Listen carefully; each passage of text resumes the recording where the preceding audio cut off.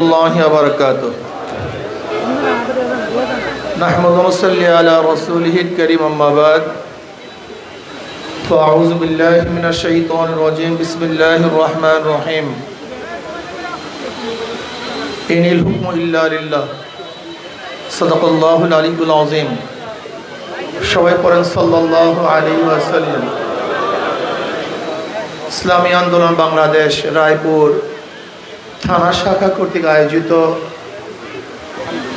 আজকে সম্মেলনের সম্মানিত সভাপতি সেরে তাজ, সম্মানিত ওলামায়ে কেরাম, সর্বস্তরের ইসলাম প্রিয় দেশপ্রেমিক ভাইয়েরা আমার, ইসলামী আন্দোলন বাংলাদেশ কি ও কেন আমরা অনেকে জানি, অনেকে জানি না। ইসলামী আন্দোলন বাংলাদেশ নিছক শুধু দেশ, দল এবং নেতা পরিবর্তনের কোনো সংগঠনের নাম নয়। ইসলামী আন্দোলন বাংলাদেশ বিশ্বাস করে শুধু দেশ, দল এবং নেতা পরিবর্তনের মাধ্যমে মানুষের শান্তি মুক্তি আসতে পারে না। এই দেশ বারবার পরিবর্তন হয়েছে। দীর্ঘদিন পর্যন্ত দেশের শাসক ছিলাম আমরা। এই পাক-ভূত উপমহাদেশে প্রায় 750-800 বছর পর্যন্ত মুসলমানদের শাসন ছিল। কিছু মুনাফিকির কারণে প্রায় 200 বছর, 190 বছরের মতো ব্রিটিশ এদের শোষণ করেছে, নির্যাতন করেছে, জুলুম করেছে। আর সেই জুলুমের শিকার হয়েছিল মুসলমানই বেশি। 1803 ইসাই সালে যখন ব্রিটিশ দিল্লি দখল করেছে, ওই সময় শাহ ওয়ালিউল্লাহ মুহাদ্দিস দিলবর রহমতুল্লাহ আলাইহির বড় সন্তান শাহ আব্দুল আজিজ সাহেব রহমতুল্লাহ ঘোষণা দিয়েছিলেন, আজকের থেকে পাক-ভূত উপমহাদেশ দারুল ইসলাম নয়, দারুল হরব। ব্রিটিশদের বিরুদ্ধে আন্দোলন করা প্রত্যেকটা মুসলমানদের জন্য ফরজে আইন। সেই দিন থেকে ব্রিটিশ হটাও আন্দোলনের সূচনা হয়েছিল। আর আপনারা জানেন, ব্রিটিশ হটাও আন্দোলনের সবচেয়ে বেশি জীবন দিয়েছিল মুসলমান। ইন্ডিয়ান গেটের মধ্যে ব্রিটিশ হটাও আন্দোলনে যারা শহীদ হয়েছে, মারা গিয়েছে, তাদের নাম লেখা আছে। এর মধ্যে সবচেয়ে বেশি সংখ্যায় কারা? মুসলমানদের মনে রাখতে হবে, এটা প্রত্যেকটা মুসলমানের সন্তানকে মনে রাখতে হবে। ব্রিটিশ হটাও আন্দোলনের সূচনাও করেছিল মুসলমান, এবং সবচেয়ে বেশি রক্ত দিয়েছিল কারা ভাই? মুসলমান। আন্দোলনের সূচক এবং সর্বাধিক যারা সমর্থন করেছিল, পার্টিসিপেট করেছিল, তাদের আন্দোলনের ভিত্তিতে ব্রিটিশ এদেশ থেকে ভাগতে বাধ্য হয়েছে। ভেবেছিলাম এবার মানুষ মুক্তি পাবে, শান্তি পাবে, কিন্তু আমরা কি দেখলাম? ভারতের সংখ্যাগরিষ্ঠ মানুষগুলি মুসলমানদের উপর আবারও নির্যাতন করতেছে, নিপীড়ন করতেছে, শোষণ করতেছে, অত্যাচার করতেছে। মুসলমানরা চিন্তা করছে মুসলমানদের জন্য আলাদা ভূখণ্ডের প্রয়োজন, এক দেশের প্রয়োজন। আর মুসলমানদের আন্দোলনের ভিত্তিতে পাকিস্তান নামে একটা দেশ আমরা অর্জন করেছিলাম। আপনারা জানেন, পাকিস্তান নামীয় দেশের পিছনে একমাত্র চেষ্টা সাধনা ছিল কারা? মুসলমানরা, অন্য কেউ না। এই মুসলমানদের কারণেই পাকিস্তান সৃষ্টি হয়েছিল। পাকিস্তানের দুইটা অংশ, পশ্চিম পাকিস্তান, পূর্ব পাকিস্তান। ভেবেছিলাম মুসলমানদের জন্য যেহেতু স্বতন্ত্র কান্ট্রি হয়ে গেছে, দেশ হয়ে গেছে, এখন শান্তি পাবো, মুক্তি পাবো। কিন্তু পশ্চিম পাকিস্তানের লোকগুলি বৈষম্য করছে পূর্ব পাকিস্তানের মানুষের সাথে। আবার এই পূর্ব পাকিস্তানের মানুষগুলি স্বাধীনতা অর্জন করার জন্য, মুক্তি পাওয়ার জন্য, শান্তি পাওয়ার জন্য, বৈষম্য দূর করার জন্য 71 এ দেশটাকে স্বাধীন করে নাই, পাকিস্তান থেকে ভাগ হয়ে গেছে। ভাগ হয়ে স্বাধীন হয়ে গেছিলাম। ভেবেছিলাম এইবার শান্তি পাবো, মুক্তি পাবো। শেখ সাহেবের নেতৃত্বে আওয়ামী লীগের দলের প্রধান হিসাবে সে দায়িত্ব নিলেন। কিন্তু কি দেখলাম? 74-এর দুর্ভিক্ষ, যে দুর্ভিক্ষে এমন প্রকার আকার ধারণ করেছিল, সেখানে মানুষ কচু, শাক, ঘাস না খেয়েছিল হাজার হাজার মানুষ।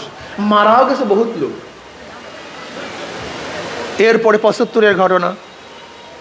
এরপর আবার দেখলাম জিয়াউর রহমান সাহেব ক্ষমতা গ্রহণ করেছেন। ভেবেছিলাম এবার আর বৈষম্য থাকবে না, এবার মানুষের দুঃখ থাকবে না। কিন্তু ৭১ থেকে শুরু করে ২০২৪ পর্যন্ত যারা এই ক্ষমতায় ছিল তারা কি করেছেন? দুর্নীতিতে ৫ বার চ্যাম্পিয়নশিপ লাভ করছে। এই যে বিএনপি সরকার দুর্নীতিতে ৫ বার চ্যাম্পিয়নশিপ লাভ করছে। বিএনপি সরকার সহ আগেকার সরকারগুলি। আমরা কি দেখেছিলাম? ৯১-তে খালেদা জিয়া ক্ষমতায় আসছে, ভেবেছিলাম পুরুষরা পারে নাই, এবার মহিলারা পারবে। কিন্তু ৯১ থেকে ৯৫ পর্যন্ত পারে নাই। ৯৬-তে আবার আওয়ামী লীগ ক্ষমতা আসছে, ভেবেছিলাম বিএনপি পারে নাই, আওয়ামী লীগ পারবে। আবার ২০০১-এ ওই হারুয়া পার্টি বিএনপিকে আবার ক্ষমতা নিয়ে আসছি, ভেবেছিলাম শিক্ষা পেয়েছে এবার পারবে। কিন্তু ২০০১ থেকে ৫ পর্যন্ত আবার অত্যাচার, অবিচার, জুলুম, নির্যাতন, আবার মানুষ আন্দোলন করেছে, সংগ্রাম করেছে। তত্ত্বাবধায়ক সরকার নিয়ে এসছে, তাদের আন্ডারে ভোট দিবে। কিন্তু না, আবার ২.৫ বছর মঈনুদ্দিন ফখরুদ্দিনের সরকার দেখলাম, ভেবেছিলাম এবার মানুষ শান্তি পাবে। এরপর প্রশাসনী নির্বাচনের মাধ্যমে শেখ হাসিনা ১৬টা বছর জুলুম করেছে, অত্যাচার করেছে, অবিচার করেছে। আবার মানুষ বৈষম্য বিরোধী আন্দোলনের জন্য ঝাঁপিয়ে পড়ছে। কেউ গোপনে ছিল, কেউ ওপেনে ছিল। যারা গোপনে ছিল তাদের জন্য একটা সুযোগ ছিল, যদি হারতো তাহলে বলতো আমরা নাই। কিন্তু আমরা যারা ওপেনে ছিলাম আমাদের কোনো সুযোগ ছিল না। কথাটা বুঝাতে পারিনি। যারা গোপনে ছিল তারা বলতো আমরা এই আন্দোলনে নেই, আমরা সংগ্রামে নেই। যেরকম বিএনপি আগেই ঘোষণা দিয়েছিল এই আন্দোলনের সাথে আমরা সম্পৃক্ত না। আপনারা দেখেছেন যে জুলাইয়ের ১৮ তারিখ এবং ২৪ তারিখ ফখরুল ইসলাম আলমগীর সাহেব বলেছেন এই আন্দোলনের সাথে আমরা সম্পৃক্ত না। আবার অনেকে মিটিংও করেছিল, এমনকি আগস্টের ৩ তারিখ ৪ তারিখ অনেকে মিটিং করেছিল। যাই হোক, আমি নাম বলবো না। অনেকে আওয়ামী লীগের সাথে ৩ তারিখ ৪ তারিখ মিটিং করেছিল। কেউ গোপনে ছিল, কেউ নেপথ্যে ছিল। লেকিন আমরা কথা বলে না, আমরা রাস্তায় ছিলাম, আমরা ওপেনে ছিলাম, আমরা ঘোষণা দিয়েছিলাম আগামী ৫ তারিখ জনগণের গণভবন জনগণ দখল করবে। আল্লাহর কি করিশ্মা, ৪ তারিখ শাহবাগে ঘোষণা দিয়েছিলাম। আপনার বক্তৃতা করে দেখেছেন। ৪ তারিখ বিকালে শাহবাগে ঘোষণা দিয়েছিলাম ৪ঠা আগস্ট যে আগামীকাল এই জনগণের গণভবন জনগণ দখল করবে। আল্লাহর কি করিশ্মা, ৫ তারিখ দখল হয়েই গেছে। আল্লাহ না করুক যে সাকসেস না হতাম, তার আমাদের অবস্থাটা কি হইতো বলেন তো? সবাই তো ব্যাস তালে আর মিঠাই মিলা যাইতো, কিন্তু আমাদের অবস্থা কি ছিল? আমরা তো কাবাবের হাড্ডি, মিলার কোনো কায়দা নেই। এত রিস্ক নিয়ে আন্দোলন করার পর আজকে যারা সিনেমিনি খেলছে, নতুনভাবে এই দেশকে সন্ত্রাস এবং চাঁদাবাজির দিকে নিয়ে যাচ্ছে, বাংলাদেশের জনগণ কোন অবস্থাতে তাদেরকে গ্রহণ করবে না। চাঁদাবাজির জন্য আমরা আন্দোলন করেছিলাম, চাঁদাবাজির জন্য মানুষগুলি রক্ত দিয়েছিল, চাঁদাবাজির জন্য মানুষ অঙ্গহানি হয়েছিল, চাঁদাবাজির জন্য মানুষ অন্ধ হয়েছিল, বিকলাঙ্গ হয়েছিল, চাঁদাবাজির জন্য মানুষকে জেলখানায় ভুগে মরেছিল না। স্বাধীনতা অর্জন করার জন্য, বৈষম্য দূর করার জন্য, শান্তি পাওয়ার জন্য, মানুষকে অধিকারকে ফিরিয়ে দেওয়ার জন্য, আমার মা বোনদের ইজ্জতকে রক্ষা করার জন্য, প্রত্যেকটা ক্ষুধার্ত মানুষের পেটের মধ্যে খাদ্য দেওয়ার জন্য, বস্ত্রহীনকে বস্ত্র দেওয়ার জন্য, যারা চিকিৎসাহীন ধুকে ধুকে মরছে তাদেরকে চিকিৎসার ব্যবস্থা করার জন্য, প্রত্যেকটা মানুষ স্বাধীন থাকবে, মুক্ত বাতাসে ঘুরবে, অধিকার থাকবে মুখের, অধিকার থাকবে লেখার, অধিকার থাকবে হাঁটার চলার, চালা থাকবে না, গুন্ডামি থাকবে না, বদমাশি থাকবে না। সেই দেশ করার জন্য আন্দোলন করেছিলাম। যদি কেউ এখানে এসে বাটপানি করার চিন্তা করেন, স্বপ্ন দেখেন, তাহলে জনগণ আমরা ঐক্যবদ্ধভাবে পিঠের চামড়া রাখবে না। সন্ত্রাসীদের, চাঁদাবাজের পিঠের চামড়া। আমি বৈষম্য বিরোধী আন্দোলনের ছাত্রদের বলবো, চাঁদাবাজদের বিরুদ্ধে আন্দোলন করতে হবে, চাঁদাবাজের বিরুদ্ধে আন্দোলন করতে হবে, সন্ত্রাসের বিরুদ্ধে আন্দোলন করতে হবে, জুলুম অত্যাচার অবিচারের বিরুদ্ধে আন্দোলন করতে হবে। প্রত্যেকটা মানুষ স্বাধীন, বাংলাদেশের প্রত্যেকটা নাগরিক স্বাধীন। ব্যবসায়ীরা ব্যবসা করবে, চাঁদাবাজের কবলে থাকবে না। আজকে ড্রাইভাররা গাড়ি চালাবে, কোন চাঁদাবাজকে চাঁদা দিতে পারবে না। আজকে প্রত্যেকটা মানুষ চাকরি করবে, যেখানে কোনো অবস্থাতেই পার্সু করে প্রমোশনের জন্য প্রয়োজন হবে না। আমার মা বোনেরা তারা নিরাপত্তায় ঘরে ফিরবে, ইফতিজিং এবং ধর্ষণের শিকার হবে না। এরকম দেশ আমরা চাই। আর শরিয়া আইন বাস্তবায়নের ব্যতীত এই মানুষের অধিকার বাস্তবায়ন সম্ভব না। এর জন্য আমি আমার যুবক মুরব্বী পর্দালা মা বোনদেরকে বলবো, ইতিহাস থেকে শিক্ষা গ্রহণ করুন। যারা আজকে ক্ষমতা যারা চিন্তা করছে, এরা ক্ষমতায় ছিল না তা না, ছিল, কিন্তু খুঁজে দেখেন তারা কি করেছে। মূল্যা দ্বিতীয়বার কিন্তু বেলতলায় যায় না।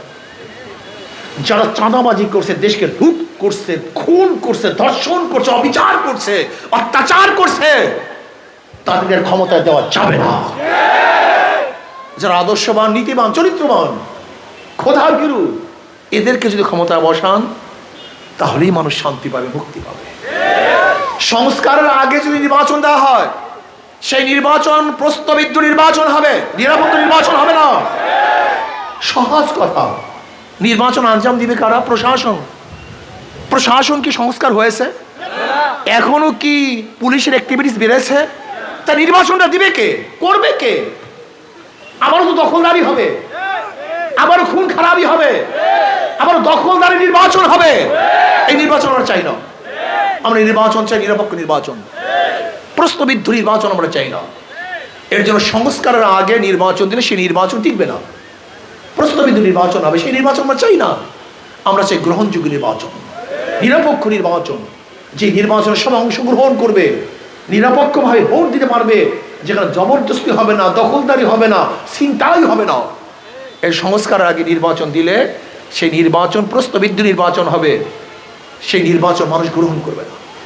আসুন, ইসলামী আন্দোলন বাংলাদেশ এমন এক সংগঠন, তার নামের আগেও শান্তি। ইসলাম মানি শান্তি, কি কথা ঠিক না? তার প্রত্যেকটাও শান্তি। যারা ধানের শীষ নির্বাচন করে, তারা নিজেরা ধান কাটতে পারে না। যারা নৌকা নির্বাচন করে, নিজেরা নৌকা চালাতে পারে না। যারা নাঙ্গল নির্বাচন করে, নাঙ্গল বইতে পারে না। যারা কাস্তে নির্বাচন করে, তারা কিন্তু কাস্ত চালাতে পারে না। যারা কুঠা নিয়ে নির্বাচন করে, লাকড়ি ফাটতে পারে না। যারা গরুর চাকা নিয়ে নির্বাচন করে, গরুর গাড়ি চালাতে পারে না। কিন্তু ইসলামী আন্দোলন বাংলাদেশে এমন এক প্রতীক, যারা হাত পাখা নিয়ে নির্বাচন করে, তারাও চালাতে পারে। যারা সাপোর্ট করে, তারাও চালাতে পারে। হাত পাখা এমন এক প্রতীক, কাউর প্রতীক শোয়ার সময় বুকের উপরে থাকে না, না নৌকা থাকে, না ধানি শীষ থাকে, না নাঙ্গল থাকে, না দাড়িপাল্লা থাকে। কিন্তু হাত পাখা এমন এক নির্বাচন, এমন এক মার্কা, যেটা ঘুমের সময় মানুষের কলিজার সাথে থাকে। এই প্রতীকটা হলো শান্তির প্রতীক। আমি বিশ্বাস করি ইসলামী আন্দোলন বাংলাদেশের নামের সাথেও যেরকম শান্তি, তার প্রতীকের মধ্যেও শান্তি।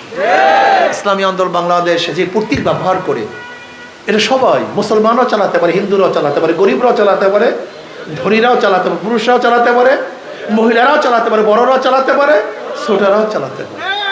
অন্য কোনো প্রতীক কিন্তু সবাই ব্যবহার করতে পারে না। এই প্রতীকের মধ্যে বিশাল রহস্য, গুরু রহস্য নিহিত আছে। এটা এমন এক প্রতীক, সবার প্রতীক, সর্বজনীন প্রতীক, সব জাতের প্রতীক, সব গোত্রের প্রতীক, সব মানুষের প্রতীক। আমি বিশ্বাস করি হাত পাকা যদি বিজয় হয়, তাহলে সব গোত্র, সব মানুষ, সব গোষ্ঠী, সব জাত নিরাপদে থাকতে পারবে ইনশাআল্লাহ। আসুন আমরা সবাই হাত পাকা প্রতীক নির্বাচন করি, অংশগ্রহণ করি, আজকের থেকে ইসলামী আন্দোলনে যোগদান করি। আল্লাহ আমাকে আমাদের সবাইকে ইসলামী আন্দোলনে অংশগ্রহণ করে বাংলাদেশের শান্তিময় এক দেশ করার তৌফিক দান করেন। খাস করে ফিলিস্তিনি মুসলমানদের জন্য দোয়া করেন, যেন ফিলিস্তিনি মুসলমানদেরকে আল্লাহ পাক হেফাজত করেন, ভারতের মুসলমানদেরকে আল্লাহ পাক হেফাজত করেন, গোটা দুনিয়ার মুসলমানদেরকে আল্লাহ পাক হেফাজত করেন। আল্লাহ